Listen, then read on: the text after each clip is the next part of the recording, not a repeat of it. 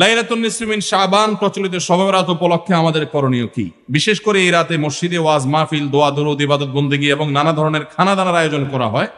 কোরআন সুন্নাহর আলোকে এগুলো ঠিক কিনা জানালে উপকৃত হব।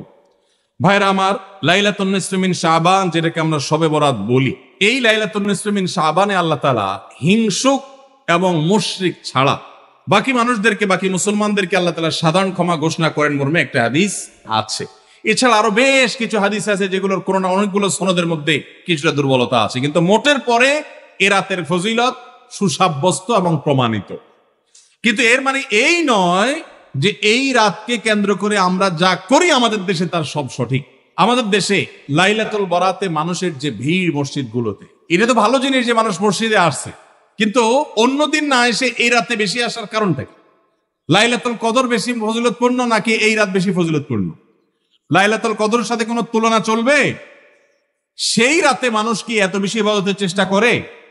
তাহলে এই রাতে এত বেশি চেষ্টার রহস্যটা কোথায়?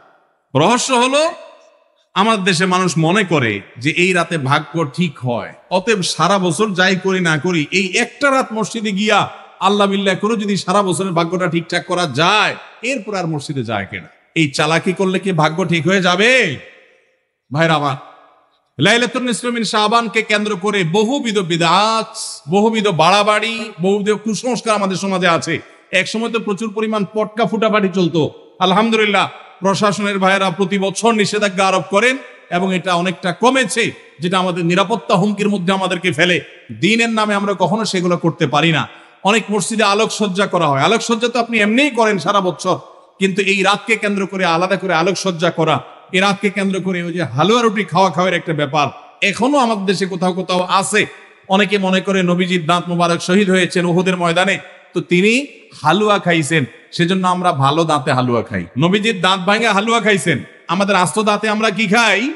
হালুয়া খাই। আপনার বাপের ঠ্যাং ভেঙে গেছে, উনি একটা লাঠি দিয়া খোড়ায় খোড়ায় হাঁটে, আপনার আস্ত ভালো দুইটা ঠ্যাং আছে, আপনি বাপের মহব্বতে বলছেন বাবা তোমার পাওটা ভেঙে গেছে, সেই মহব্বতে আমি আমার ভালো পাও নিয়ে লাঠি দিয়ে আমি খোড়ায় খোড়ায় হাঁটতেছি। কি বলেন? বাপ খুশি হবে? খুশি হবে? বলবে এটা তো বেয়াদবি, তামাশা করতেছো আমার সাথে, আমার ভেঙাইতেছ। নবীজি সাল্লাল্লাহু আলাইহি সাল্লাম দাঁত মোবারক শহীদ হয়েছে বাতিলের বিরুদ্ধে জিহাদ করতে গিয়ে।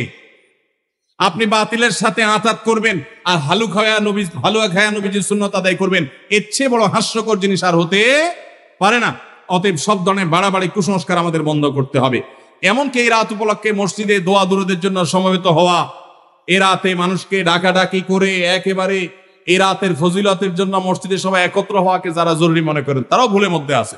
ব্যক্তিগত ইবাদতে আল্লাহর ক্ষমা পাওয়ার জন্য চেষ্টা করতে পারেন, সেটা ভিন্ন বিষয়। আল্লাহ আমাদেরকে বুঝার তৌফিক দান করুন।